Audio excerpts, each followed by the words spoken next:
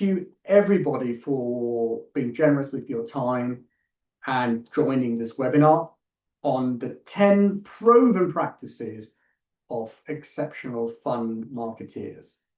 And the reason we came up with this topic is we at ProFundCom, what we actually do on a day-to-day basis, we help funds raise assets through marketing automation. So we connect it to people's CRMs.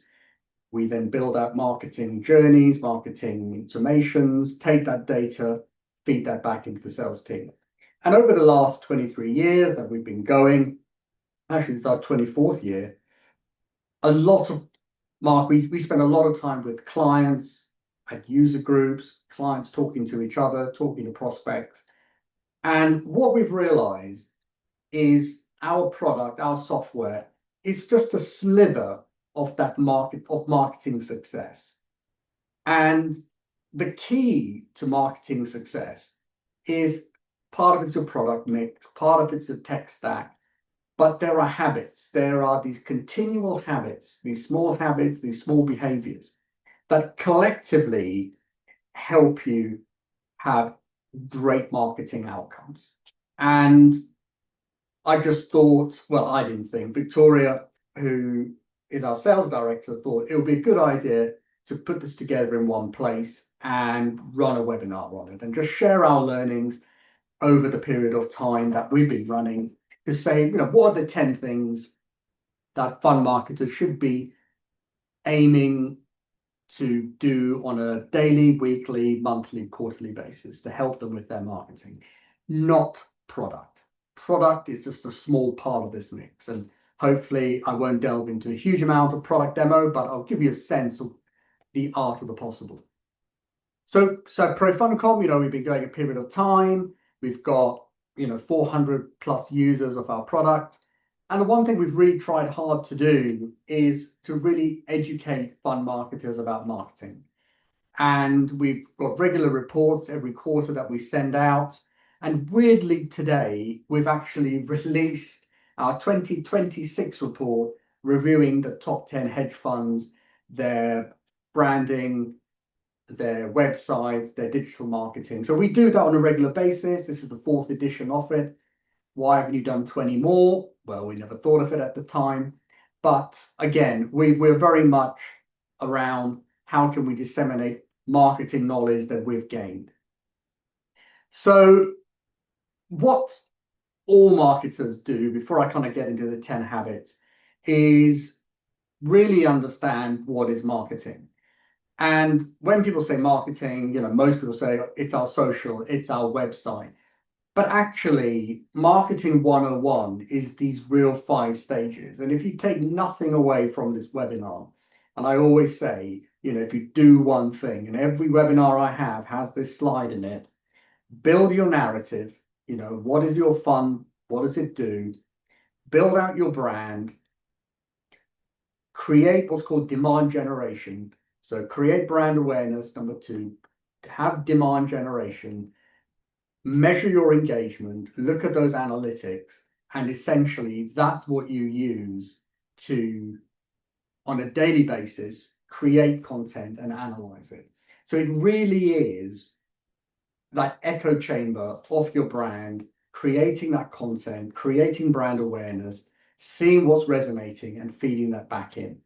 And what that then does is that is essentially what feeds your funnel.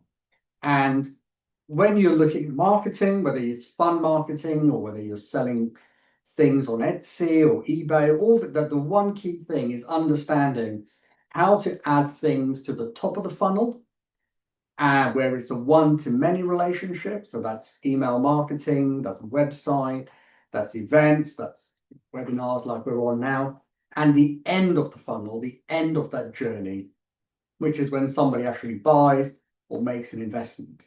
The real challenge is, as marketers, is the middle of the funnel, the kind of yellow, orange, green area that's in this slide.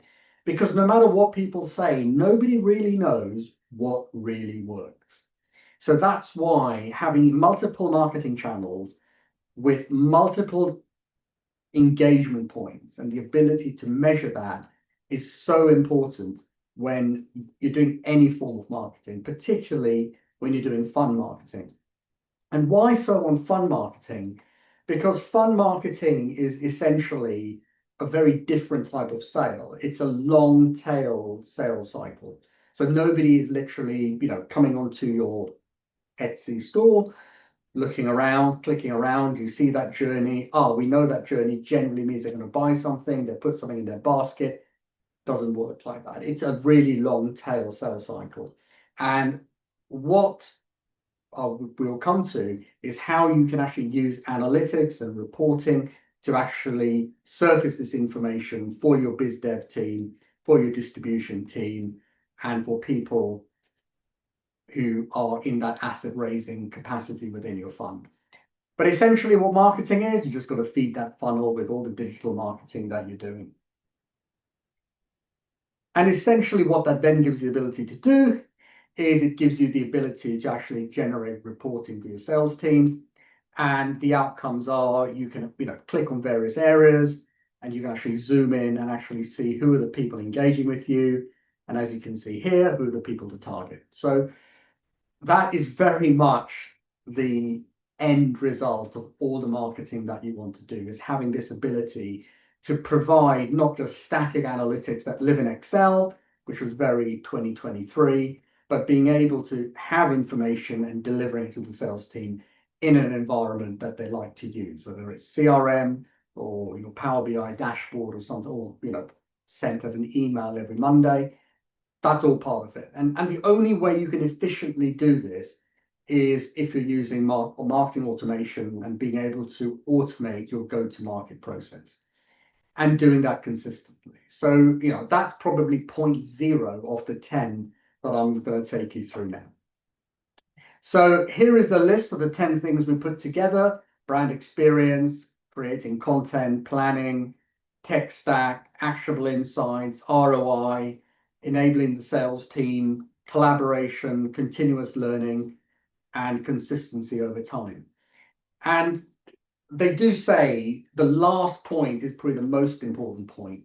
So if you are to drop off from this webinar before the end, consistency and what I just spoke about, automation, are probably the two most critical things that you can ever do in your marketing.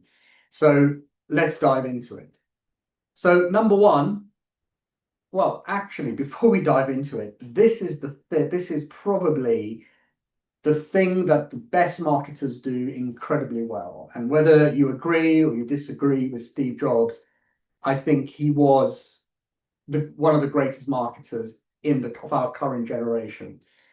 And if you read his books, if you read his letters, if you read his autobiography, if you really spend time with his journey from the Wozniak days all the way to the Tom Cook days and the Johnny Ive period, you'll always see that he inspired people to think differently. And Rory Sutherland is very much about this, is that, if you do what everybody else does, you'll end up where everybody else ends up. And as a marketer, you just don't want to do that. So I think in many ways, what I'm going to take you through, yes, it's knowing who you're speaking to, it's knowing who, what your, potential investors care about and your existing investors and what messaging works, but it's almost doing it in a way that potentially is on the edge. And, one of the things we've got to understand, especially when you're working in a fund, nobody is being rewarded for creativity. And it's very rare, and I know people pay lip service to creativity. I mean, Aberdeen had a go, and now they're back to adding the vowels back into their name. It's a tough one to do, and it really is. Think differently, I get it, but have your own guardrails to kind of not go completely off piece. I know Omni Partners actually do if you actually go onto their LinkedIn, they do kind of quite entertaining pieces, and Fulcrum as well. I kind of like the content they put out. It's actually it's not polished. It's rough and ready, but pretty genuine, and not what a lot of other people aren't doing. I do know the Bank of England had a go, and that kind of landed flat on its face. So, you've got to keep trying, see what works, see what doesn't work, have your guardrails, but definitely try and think differently. So, consistent brand experience. I think no matter what we do, brand and your fund's brand, how it's projected, how it's delivered is its own challenge. And I think one of the things that we've seen where marketers do incredibly well is they have templates already set up for their sales team. There is clear guidelines, clear colors, clear documentation of this is how our brand is exposed to the outside world. And if you remember that go-to-market strategy I had just before, whether you've got those 5 columns, brand is one of those things where it's a kind of non-negotiable. And yes, it's kind of, you feel like, oh, the logo's a bit pixelated, the logo's not the right color, oh, it's on a slightly different background. These things all add up over time. And it adds up slowly and slowly and slowly. And it is very, very subtle. And it's almost, you can't put a scientific measure on it, but you get a sense of it. And it's really that sixth sense of, do you actually trust a brand or do you not? And going back to Steve Jobs, Johnny Ive, who was Apple's designer of the iPod, iPhone, Mac, the iMac, the ones that look like a lollipop that, Steve Jobs said, it's so good you could lick it. He basically spoke about how design brings trust. And it really pushes that trust element back onto the marketing team and the creative team. And, people would say, oh, as a fund, and most CIOs would say, we are judged by our performance. We are judged by, so many other things that are clear, mathematical, quantitative numbers. But in reality, as the human animals that we are, we judge things pretty much by pattern and not by performance or promises. And that's something that I see that a lot of really good managers are able to do. So what we've done at ProFundCom, we actually have created a yearly chart, a yearly list of 100 people, and we rate their brands for them. And we rate it across various permutations and combinations on a matrix. And like I said earlier on, this is now available for this year. We've done it for the last 4 years, and it's available on our website on Monday. So hopefully when the replay goes out, I'll make sure there's a link on that for you there. So you can actually see how brands are perceived in how trusted they are, how consistent they are across all channels. Now, the winner consistently is GAM, but there's lots you can kind of learn about what GAM do, and all the way through down to the top 100, what improvements you could make. So again, brand and having that right is really, really important. And as nebulous as it is, it is one of those things that people overlook and it degrades over time. And that's why those words, oh, we're having a brand refresh, really is around, we didn't really align our brand to our narrative and we've kind of let it slip. So save yourself some money, be really, really strict about your brand. So moving on to my oversensitive mouse, creating content. And it really is the problem with CIOs, portfolio managers. They've spent their lives trying to tell everybody their reality. Look how brilliant we are. Look how clever we are. And the problem with that is the reality is nobody cares. Everybody's really caring from their own investment strategy, their own attitude to risk. And that's how they're seeing things. And as a marketer, the ones that have done really well, they've really understood, one, what is their investors' reality? If what is keeping their LPs, what kind of things are the LPs interested in? What triggers a digital engagement or any form of engagement, whether that's coming to an event, meeting the manager, going to a dinner, going to an event. What is that? And being able to, using analytics, being able to drill down that. Now, the other part of this as well is being able to take what a manager is talking about, what a fund is talking about, the mathematicians, the economists, and being able to change it into the audience's language. And this isn't dumbing it down, it's taking out internal jargon. And jargon essentially is probably the number one way to alienate completely somebody from any conversation. And it could be at a dinner party, it could be at a cricket club, if it could be anywhere, any part where there is social engagement, social discourse. The minute there's that secret language, there's a minute those are those unwritten signals, the things that kind of make people uncomfortable when they know they're not part of something. Internal jargon is the number one killer. And that's again where you have to understand your audience, your LPs, your fund managers, and just making your investors and making sure those two are completely aligned, which means you just can't be a marketer who is creating colors and brand. It's going to the next level where you've actually got to understand what you are selling and who you're selling it to. And that in itself is a skill. Then you've got to spend time on it. Now, you could get third parties to write your content for you, and there are lots of companies out there that allow you to do that. But if you're doing that, you've got to make sure that they, again, are not trying to show you how clever they are, because then you've got two parties trying to show you how clever they are, your PM and your content writer, but it's really with the audience in mind. And that kind of goes back to this previous slide, which is your narrative, the content you're creating, and tying that into the brand that then triggers demand, because people will engage with that. And then you get the analytics to see what's working and what's not working. And that's really the part of resonating.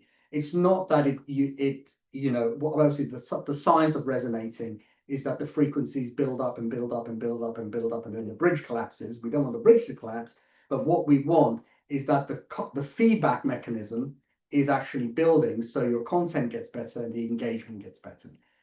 Interestingly, there is such a thing as over resonating, and that's when the bridge collapsed, and that's when you've got to kind of make sure you've got multiple campaigns running. So if there is a change in engagement, you're able to pick that up really quickly. Okay, so effective planning. I know there's that thing, if you plan to fail, you might as well not plan, or what is it? Somebody can tell me, if you fail to plan, you plan to fail. Let's go with that. But I think what's also important with planning is actually defining what success looks like. And I think what really good fund marketers are able to do is, irrespective of what the manager is talking about, what's the PM talking about, the CIOs, they are always on. They've got a cadence that's always on and are publishing at regular periods of time. Now, we pull out quarterly reports. There's lots of people who do quarterlies. There's some that do half yearlies, some that do biannual, but whatever that is, it needs a cadence and it needs lots of prep work, and especially as fund marketers go, compliance.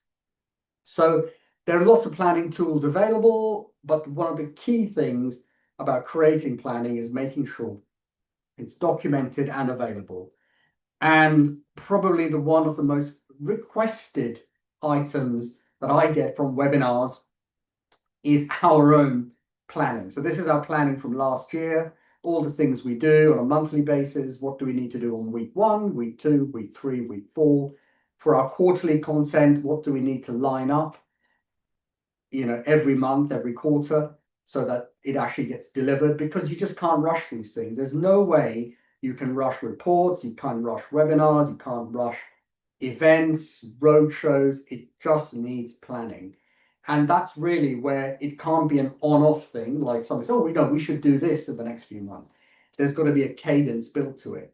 And the reason that cadence is so important is because cadence gives you the ability to do the following thing. It gives you the ability to look after and nurture the 90% of people who are not ready to buy your fund just yet. So there will be 10% of your universe, of your, the people you're reaching out to, that will potentially buy your fund, maybe 5%. But those people are already in that buying cycle. It's really at the top of the funnel. It's going back to that 95 and 90% of people.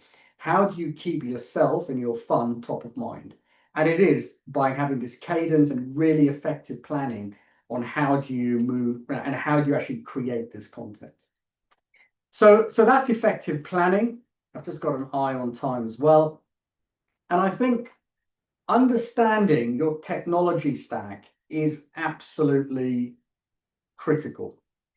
And one of the things that, I'm thinking of one particular fund marketer we work with, and they just really understand where the data lives and the data flow and how that feeds back into two things. One, into that resonance of what's content's working, but then delivering that to the sales team so the sales team can actually see, who are the people they need to be talking to based on their engagements.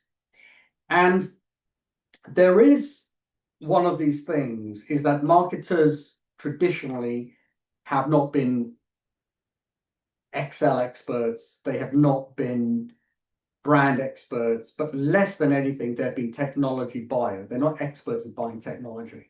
So what then ends up happening, you end in a world where you've got all these different components of your software just trying to work.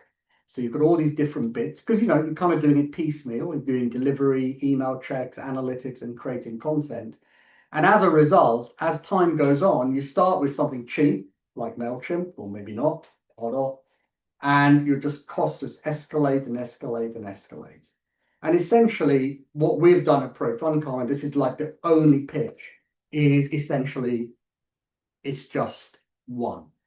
But unlike other products, we're very much focused for raising assets for fund marketers. But that really is one of the things that marketers get wrong more times than they get right, is buying wrong technology, right technology at the time, wrong as they want to scale up, then providing the interconnectivity, then managing that interconnectivity. And as the fund grows, realizing that tech stack doesn't work. So you've got to get third parties in to kind of connect that all up so that the marketers can do the marketing.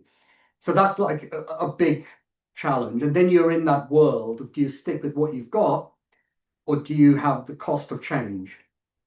And that's a decision that has to be made at some point.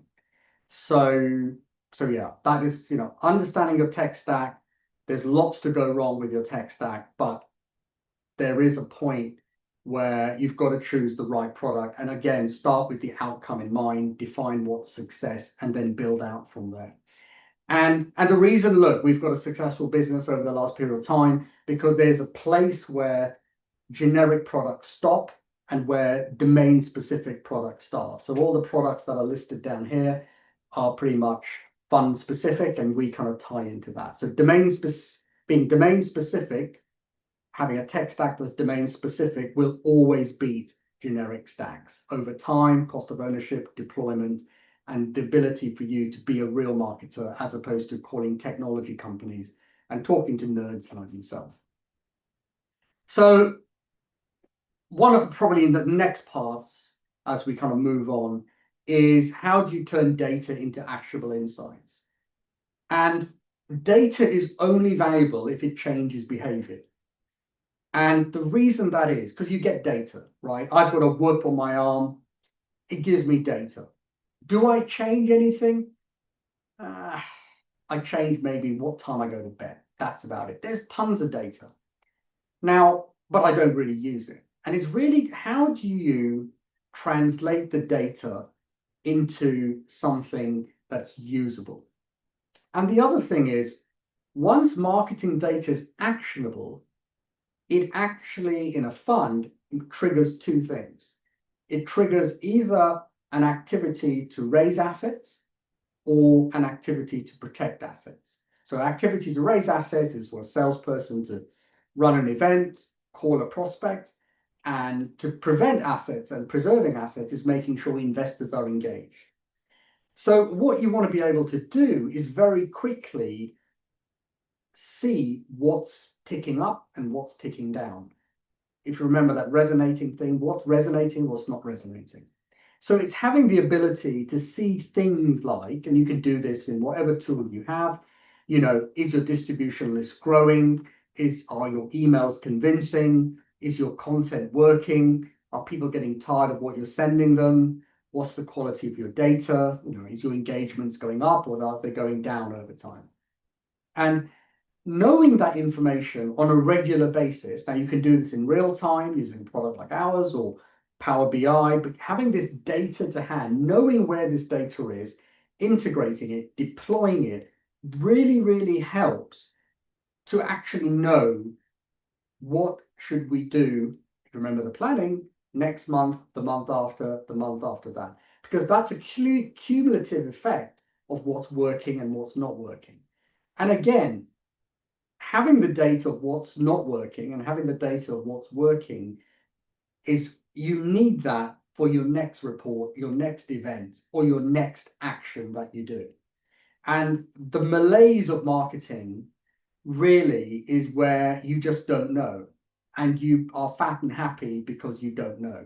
And look, it's okay to live in ignorance, but willful blindness is where things go wrong. So it's really moving away from being willfully blind to how your marketing is doing and going, well, I don't know, to actually trying to get better at an incremental level.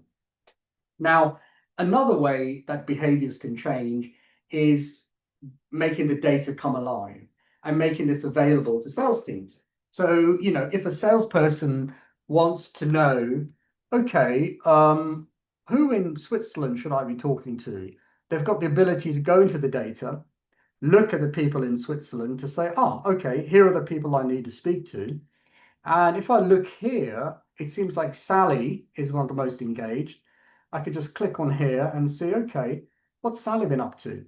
And you can actually see that what's Sally been engaged with, what she's opened, what campaign she's shown interest in. So before you're actually even making a call to Sally in Switzerland, this salesperson has the ability to say, right, here's the person I need to speak to, and this is what they've engaged with. You've also got the ability as well with data to look at which funds are giving you the most engagement. And dare I use the ROI word, where are you getting your most ROI from? So again, these are all actionable insights, but it ultimately comes from knowing where your data is, what looks like success, and being able to interrogate this data in a particular way. Okay, so ROI. And yes, how do you measure ROI in a long tail sales cycle?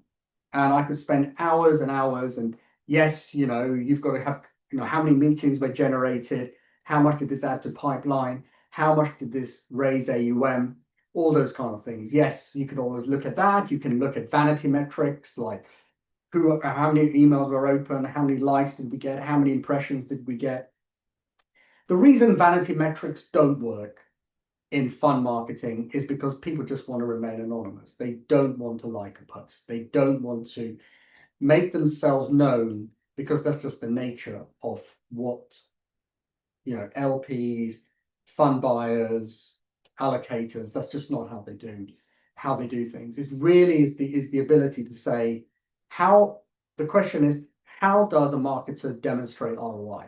there's only two ways, as I mentioned earlier. Are we raising AUM and are we preserving AUM? And the best way to do that is to essentially map out marketing activity that you've got here at the top and inflows coming in. And that really is the only way to do it. And the reason that is because, again, long tail sales cycle, you do not know at what part of marketing has worked. In that 95%, you don't know what's worked, but you do know that within a period of time, there will be some engagement. So that is so important, is that knowing that you're tracking both things. You're tracking AUM coming in and you're tracking your marketing activity. Now, if you turned your marketing off today, it'll have no effect because it's a long tail. It'll be further down the line. And you could say, oh, you know what? We're doing 5 channels. Let's drop 2 channels. Again, you won't know. And no matter what people say, you will not know. It's because marketing is one of those things. It's essentially in quantum theory, it's hidden variables. You just don't know. But you do know that there is a particular type of outcome. So it's very, very difficult when budgets are constrained. You've got to be able to have a really strong defensible position to why you're doing these marketing channels. And yes, I get it, to the mathematician, to the economist, it makes sense. Take cost down. Or to a finance person, take cost down, it'll be fine. It won't be fine. And this is where, if marketing can demonstrate the impact they're having on raising AUM, that's incredibly critical. So you're seen as part of that marketing mix. Okay, as we kind of come towards the end, I think ultimately, if the sales team, if the biz dev team, if the distribution team love marketing, then pay rises, more budget is a no-brainer. And I think what we have found working really, really well consistently is giving sales teams the ability to perform their best and knowing who they need to engage with. So they want to be able to say, I've made 30 dials, 40 dials today. Thanks to the marketing intelligence I've got, I'm making better calls. And what that looks like ideally is plugged into their CRM. So a salesperson can go into their CRM and they can essentially go into a contact, look at all the engagements they've had and say, right, I know what they've looked at. I know over a period of time what things they've been looking at. Excellent. When I call this contact, so Fiona Allen, I have the ability to say, right, I know she's engaged with our fund and her engagement has increased over time. So that's probably going to be a more preferable, a more positive dial than somebody from a list A to Z, Z to A, or somewhere in the middle. Now, again, when you're looking at this contact, Fiona, it's because the salesperson has gone in and looked for this individual. But really what you want to be able to do is to say, right, at a much higher level, how can I surface people based on their behaviors that are engaged with our fund and deliver that to the sales team? And again, this example is in Salesforce. You can deliver it in whichever CRM you want to use. So what you've got the ability to do then is you've got the ability to basically go in and, looks like I clicked the wrong slide. Here we go. So what you can do is you can basically go in and use AI. So I'm going to use it once. And what the AI is doing, it's twice. It's going in and pulling out people that this particular salesperson, Sally, should be calling. And this is kind of categorized into what's called low-hanging fruit. So low-hanging fruit are the people who are actively engaged with you, but no one's spoken to. Cross-selling is where you've got existing investors looking at products they're not invested in. Redemption risk is all about who are the investors that are not engaging with your content, so potentially money walking out the door. And you've got marketing alpha. Marketing alpha is about people who have not engaged with you for the last 6 months, but are suddenly engaging with you. And you've got audience connect and the most active companies. So again, this is not like the dashboard I showed you before with all the pretty colors where a salesperson is actively clicking in and looking at content and looking at reports in detail. This is where you're kind of spoon feeding the sales team within your CRM, and they have this data available to them. So again, it's taking all that marketing activity and not hiding it or putting it in Excel spreadsheets, but delivering it to the sales team, which kind of elevates the marketing team, which essentially a lot of really successful marketers who are really aligned with their sales team are being able to do on a daily, weekly, monthly basis, essentially making the sales team's life easier, or as you know, people in corporate land say, sales and marketing alignment. Okay, so I think as we've got a few more points to go, we've got, you've got to collaborate with your different teams. Really good fund marketers are able to bring all parts of the business together and effectively run a strategic plan that it's defined who runs the strategy, who does the execution, follow up and reporting. Most funds have a team of 2 or 3 doing this, sometimes even 1, but actually just doing this, setting time aside to do that, and basically providing that insight, that marketing insight, so you're not defending an imaginary position, whether it's budget for an event, for advertisements or paid content, anything like that, or paying a content writer, is actually using data to support the marketing decisions. Now, I think now you kind of get into the soft skills of it being political and having common goals and all that kind of stuff. But really, no matter which way you look at it, nobody in a fund cares whether it's brand, nurture, anything like that. If you can demonstrate you're helping them raise AUM or preserve AUM, and that you're having an impact on the AUM process, that's all that matters. So I'll leave it at that. Continuous learning, well, the fact that you're on this webinar, or that you are watching the replay, that you've been on our website, it really is going to events, going to networking groups, finding people on LinkedIn, coming to our, not just our, but events where marketers are meeting marketers, because that's one of the things we've found. The reason we run user groups and we have roundtables across the world is because marketers don't talk to marketers. They're just so busy doing what they're doing, and the marketing content is so generic.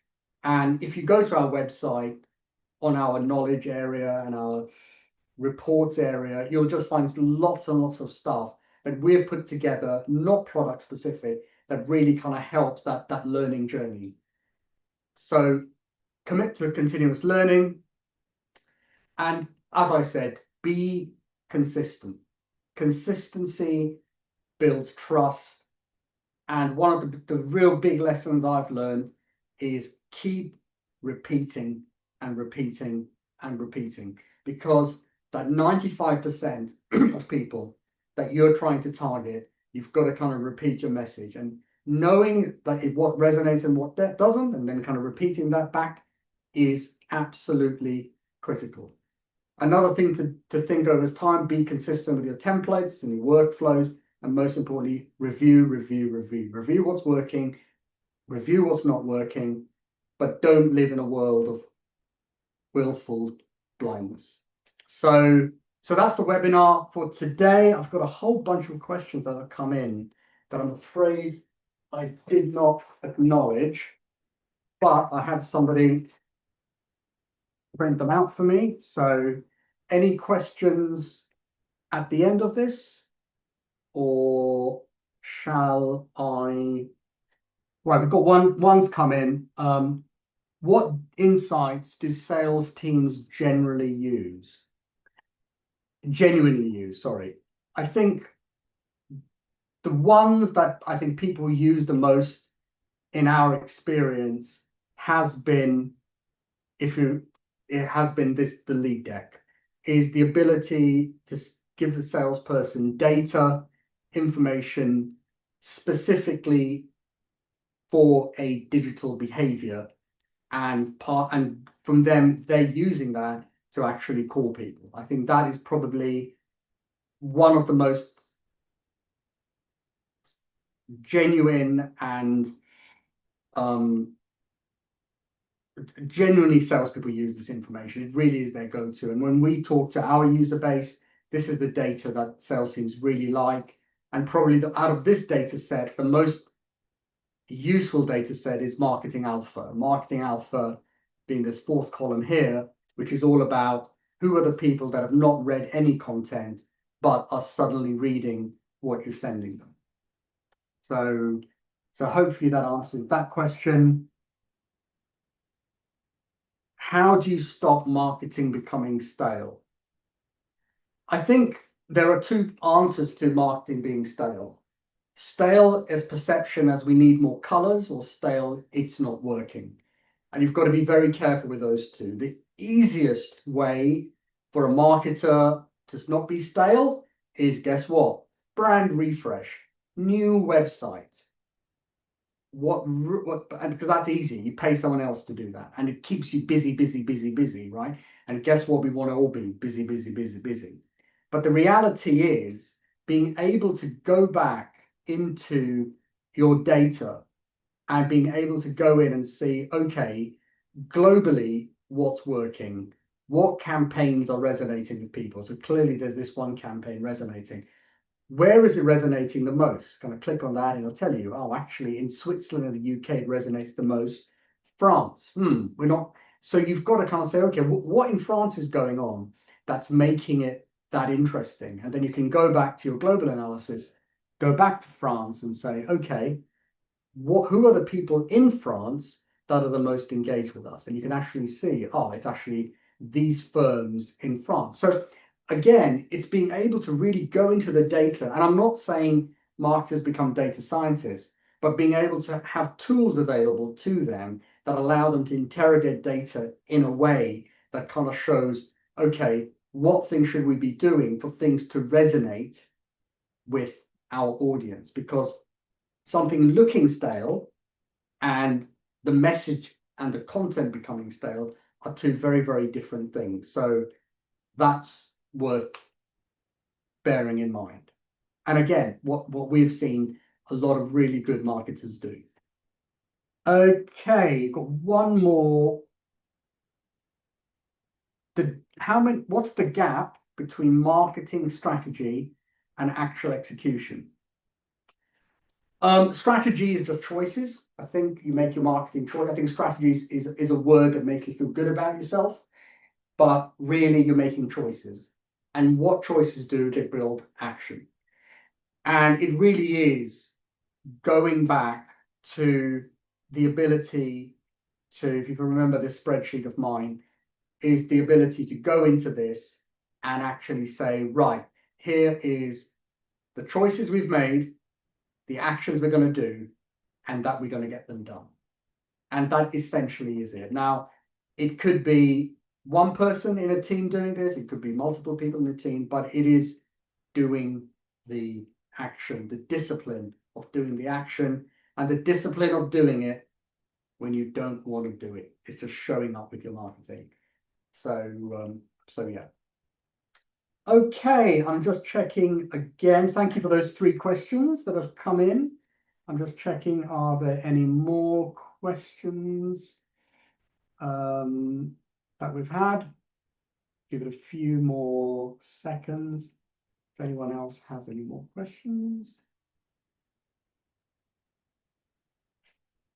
No, well, all I can say is thank you all very much for joining this webinar. The replay will be sent out probably next week, and I will make sure that the copy of that report, if available, is made available. So thank you all very much. Bye-bye for now.